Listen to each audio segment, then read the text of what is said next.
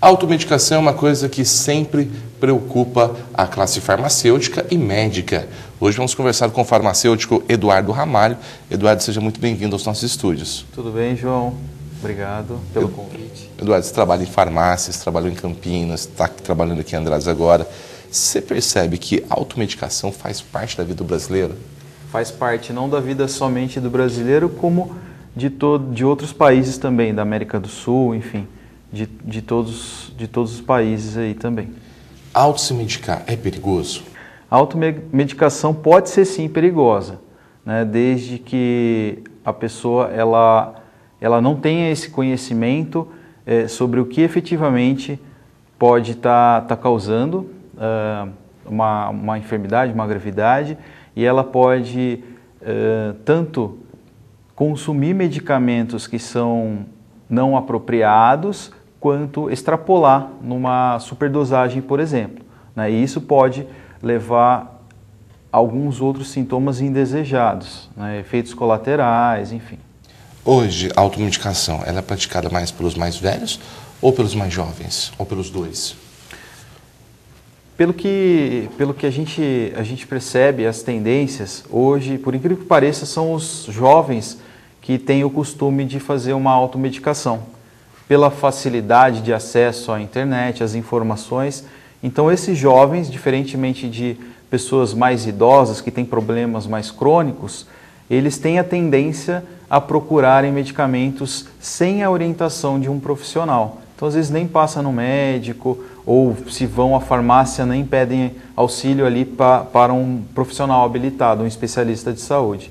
Então, hoje são os jovens, cerca de 90% dos jovens, segundo pesquisas, eles já têm esse hábito de se automedicarem. Eles buscam na internet os sintomas e já um medicamento parecido para isso. Exatamente. Então, por exemplo, tem uma dor no joelho, ele já faz uma busca rápida na internet e ele simplesmente vai lá, já pede um analgésico, um anti-inflamatório e sem ter mesmo a prescrição efetivamente do médico ou sem mesmo que converse com o profissional. Isso é muito perigoso, porque você não sabe a causa dessa dor, né? Exatamente. Então pode ser um problema mais crônico, né? Uma doença mais crônica, na qual ele deva passar por um profissional de saúde e avaliar qual a medicação específica para ele poder estar utilizando. Hoje, os campeões de automedicação, que a gente pode dizer assim, na procura, o que é? É anti-inflamatório? São os anti-inflamatórios e hoje o pessoal tem procurado muito os corticoides, que são medicamentos que é para ser feito o uso mais restrito, mais né? curto, né? Mais curto desses corticoides, porque eles podem causar alguns efeitos colaterais. E o uso indiscriminado por um longo período vai trazer algumas consequências, por exemplo, uma úlcera para essa pessoa que utiliza tal medicamento. E o corticoide é uma medicação que tem que ter uma receita médica, tem que ter um acompanhamento de um profissional. Perfeito. Como todo medicamento, né? Sim, são medicamentos que tem que ter esse acompanhamento, tem que ter a posologia indicada pelo profissional. Então, muitos desses jovens, eles simplesmente não avaliam qual a forma correta de tomar, se tem algum tipo de interação e a dosagem adequada para fazer uso desse tipo de medicamento. Isso também é um risco para o organismo, a questão do tempo correto para se tomar um medicamento, respeitar esse período, seja de 3, 10, 7, 15 dias, 20 dias, e também a quantidade correta às vezes a pessoa toma um comprimido, 2, meio, cada caso é um caso, né? Tem lá as miligramas do medicamento, né?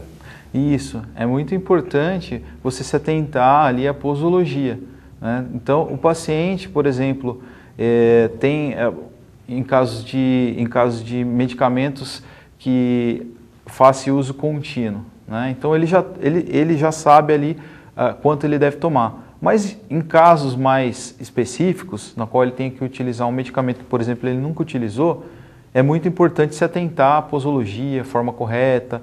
Então, tem medicações que não podem ser ingeridas com alimentos, tem medicações que têm que seguir horários específicos a serem tomados. Então, tudo isso influencia na eficácia daquele medicamento.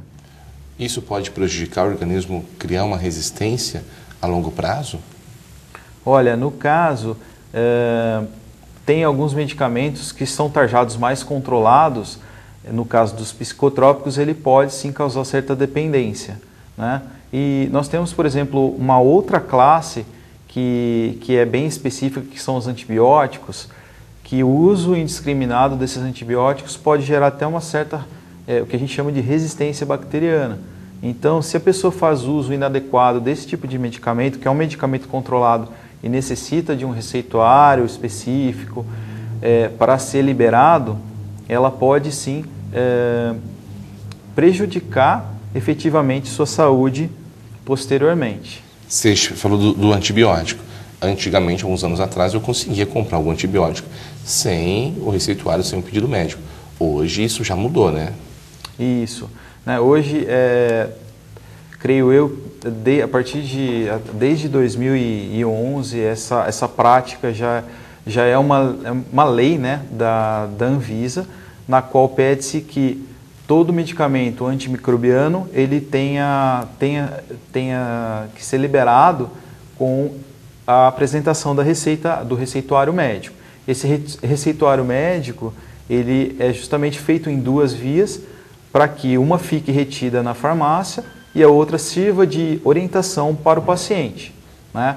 Aí o que acontece é que muitas vezes no caso de antibiótico, João, os pacientes, vamos dizer que o tempo de tratamento seja para 14 dias, né?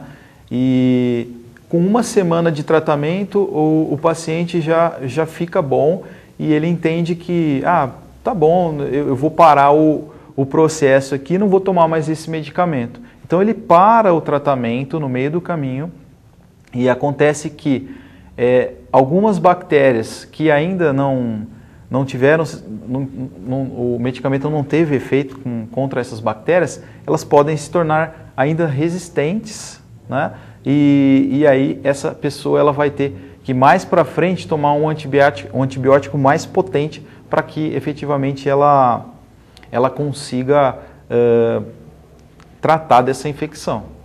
Essa mudança de ter só um antibiótico, só com o receituário, com a receita, isso é importante também para prevenir a automedicação? Sim, é muito importante porque ela acaba restringindo algumas práticas,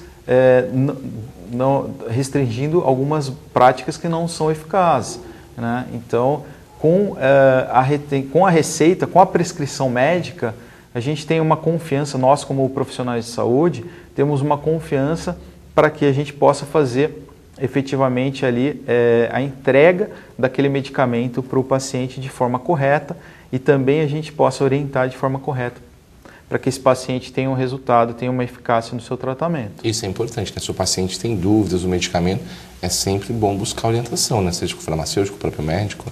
Exatamente, né? Então, hoje nós temos, que eu chamo aí de centro de distribuição de medicamento, porque hoje tem até, inclusive, um projeto de lei para que seja liberado alguns medicamentos, inclusive em vendas supermercado e tudo mais. Então isso é um pouco preocupante, porque esses medicamentos, esses estabelecimentos não têm um profissional habilitado, como muitas farmácias hoje têm, serviços de atenção farmacêutica, para que justamente esse paciente seja orientado quanto ao seu uso correto. E no caso, o farmacêutico também pode orientar o paciente em alguns casos de medicamento que ele possa estar tomando, né? Sim, exatamente. Então, o profissional farmacêutico ele está presente para que essa abordagem seja feita.